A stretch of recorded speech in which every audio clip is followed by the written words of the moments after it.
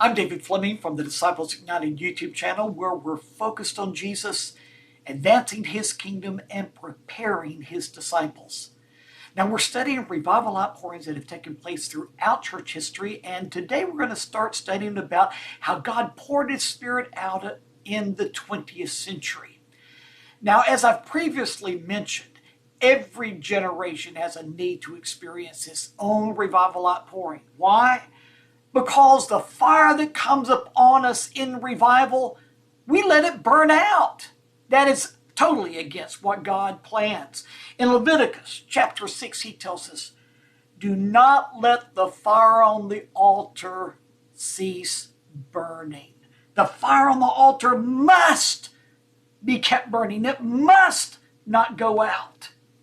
You see, God was the one that started the fire. He sent fire from heaven down to the altar in Moses' day, and He left it in the responsibility, the ministry of the priest, to keep that fire on the altar burning.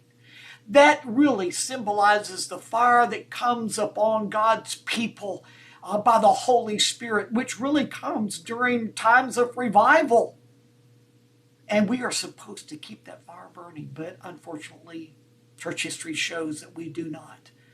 Well, at the beginning of the 20th century, the church was in need of another revival outpouring to lift it out of its spiritual slumber. It had a great move of God in the previous century, but the church, God's people, had just let that fire burn out.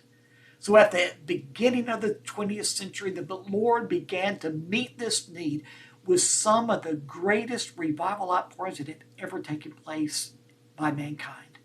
Now, the first revival wave of the 20th century took place between 1900 and 1954. It's primarily been referred to as the classical Pentecostal movement because it reintroduced the modern church to the baptism of the Holy Spirit with the evidence of speaking in tongues. You see, before that time, for hundreds of years, the church primarily had ceased to operate this great spiritual gift that God gives, speaking in tongues. Some rejected it entirely, some said it was of the devil, some just had totally forgotten all about it.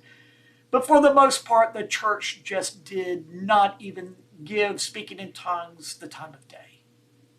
Now, the second great revival wave of the 20th century took place from 1954 through the 1980s. This wave gave birth to a resurgence of the charismatic gifts of the early church.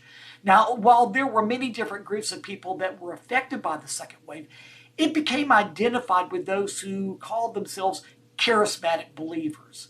This movement is primarily known as the charismatic movement, the charismatic renewal, or the neo-Pentecostal movement, which means new Pentecostal movement.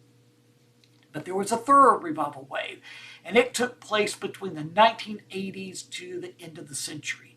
This neo-charismatic movement has often been identified with people such as John Wimber, who started the Vineyard Church movement.